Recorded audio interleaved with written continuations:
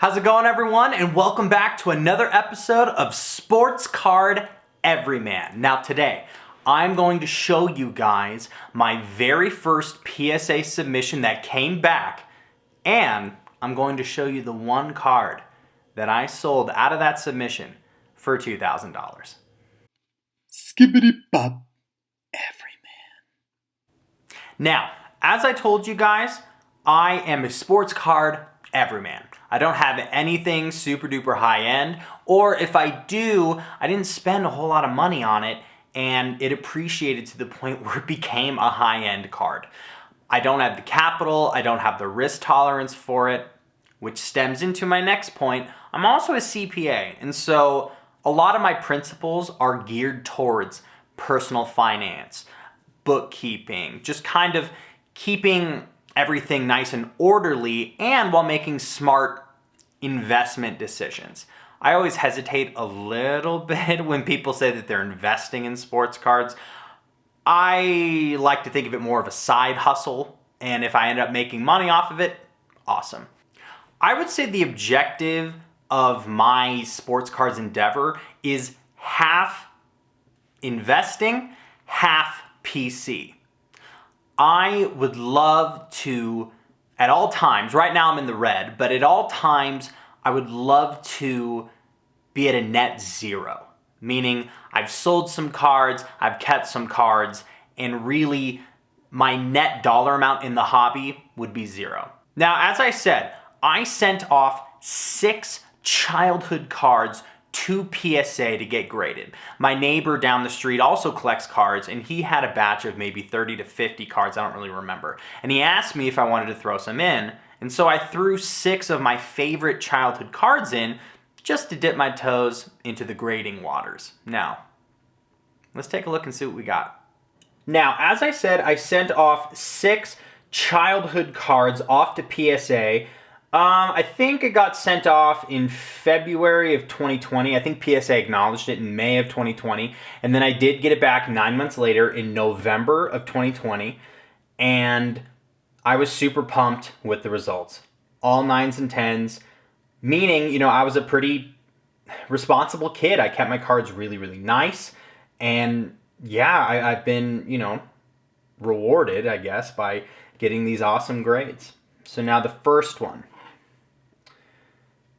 A Justin Verlander draft pick rookie card from the Topps set. Now that's the other thing too. So my dad was but he collected cards as a kid, and obviously Topps was the main set, and so he always guided us towards Topps, which was, at the time it was absolutely perfect. Now, Justin Verlander, not one of my favorite baseball players, but he is a guaranteed first ballot Hall of Famer.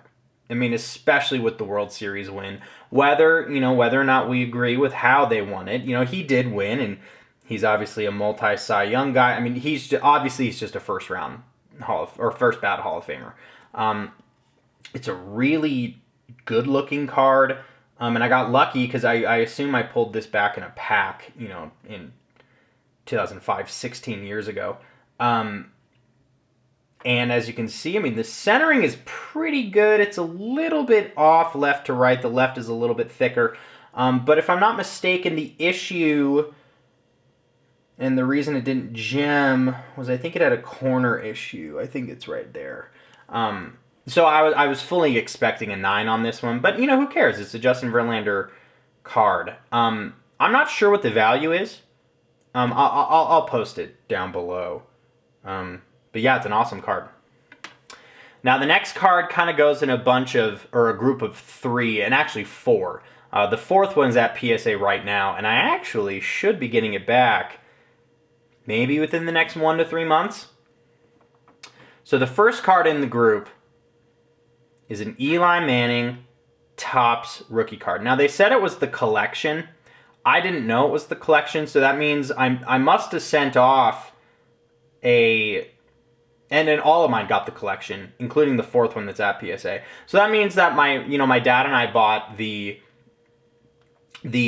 complete set of this 2004 Topps year.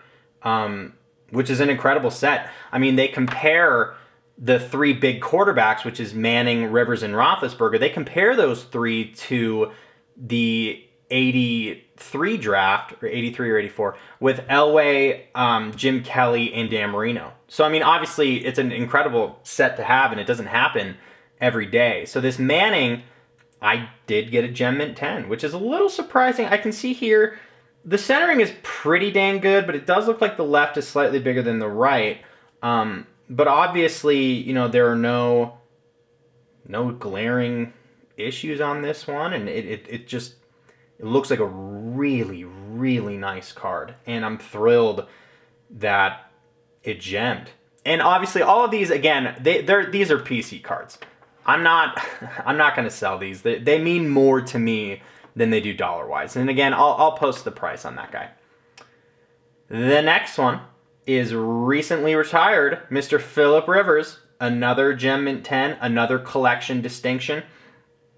And again, actually, centering looks a little bit better on this one. If anything, maybe a little smaller here than here.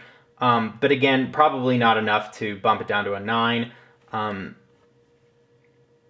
Again, the same, you know, on the back just looks super clean. And again, I mean, these sat in a binder for 16 years.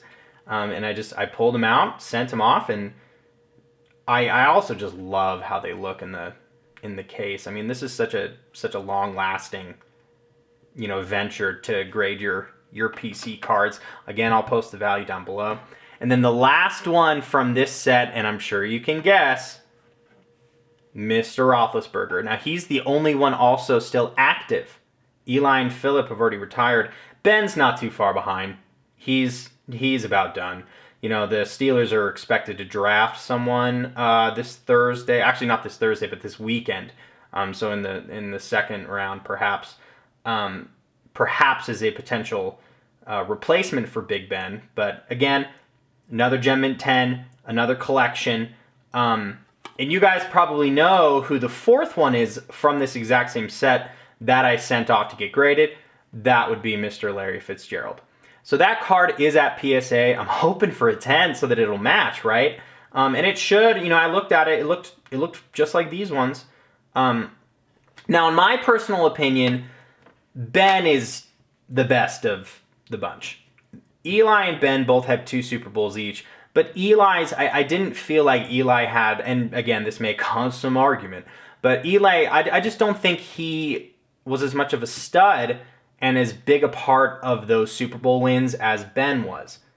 And now I know that's ironic to say because Eli, I think he has at least 1 Super Bowl MVP and Ben has none. But, you know, that doesn't really mean anything. I think Ben is just more respected than Eli. And then this last one, super tough grade. I'm actually shocked that it got the grade that it did. I thought it could have went lower. That would be Mr. Drew Brees. Now, obviously, Drew Brees just retired this year. But this set is really hard to grade. The gray just screams for whitening and chipping, and I'm absolutely, like, you can see, I mean, I can see some issues just right out the gate. I mean, I see a little bit of white there, a little bit of white there, and there. And even the centering, this is significant, or not significantly, but more than the others. This is smaller than this side. But again, got some whitening there. But, you know, it's the grade is the grade, and I'm absolutely thrilled it got a 9. This one I'm pretty sure sells, maybe $300. I don't know if it went up after the retirement announcement, but, you know, a 9, it's a perfect, absolutely perfect PC grade. All right, now, so these, I'll lay them all out here. These are obviously the ones that I kept. Now, there's one that I sold, and that one, I'm going to have to go to my computer. Just kidding on the computer, because I found out that eBay doesn't keep my sales data past 90 days, and I sold this card in December, so obviously past 90 days, but I still have some pictures, and I'm happy to tell you guys the story. So I remember buying this pack. It was a 2002 Topps Chrome pack. I think it was at Target. I had never bought Topps Chrome before. I was 10 years old, and I bought it, and I pulled a Tom Brady card. Didn't think much of it because it wasn't a rookie card, obviously. It was a third year, I suppose. And so I put it in a binder, put it away. Brady went on to win his first Super Bowl, and I probably just forgot about it. It sat in a binder for 20 years. And obviously the sports card boom happened. I got back into the hobby, and I opened this binder and I see this Tom Brady card, and I go, wow, that's really cool. That's really interesting. And I go and look at some of the sales data, and I see that raw, it's selling for like 40 to 50 bucks. And so, I was really excited. I thought that would be a cool raw sale. So I put it on Facebook, and then I get a couple, nibbles on it, but I look at the card closer, and the centering's really great.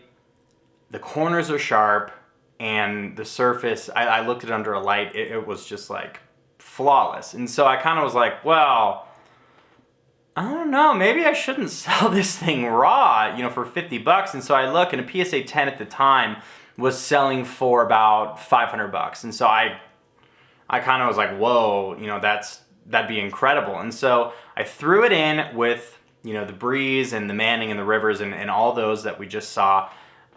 Waited 9 months, got it back, and it was in fact a PSA 10. And so obviously in 9 months, the card market skyrocketed, and it ended up being about a $2,000 card. And so I put it on eBay for $3,000, and I do best offer. That's just how I prefer to sell cards. I don't do auction. So I put it a little higher than what I think it'll sell for. And I waited about 3 or 4 weeks, and lo and behold, I had an offer for $2,000, and my heart kind of skipped a beat, and I accepted it, and I was thrilled. But then I was immediately scared because I was like, I've never shipped a $2,000 card before. And so I went to some Google threads. And so for those of you who have large sales for the first time, you don't know what to do, what I recommend is putting it in a bubble mailer, then wrapping the bubble mailer in bubble wrap and putting it in one of those small express boxes. And then what I did on top of that, so you have several layers of protection. You obviously have bubble wrap, cardboard in the bubble mailer, bubble wrap around the bubble mailer, putting it in that small express box, and then I required a signature. And I went over all this with the buyer. The buyer was totally cool with it. He was absolutely fantastic. So if you're watching, thank you. You were a fantastic customer. And that, it was a really proud moment just because, it's nice to know that I took care of my stuff. Well, thank you all for watching my channel once again. My name is Ben with Sports Card Everyman, and I hope to see you next time. If you like what you see, please hit the subscribe button and the like button for the YouTube algorithm. I'm just starting out, so it'd be awesome to keep building on my fan base. Thank you again, and we'll see you next time. Skibbity bop.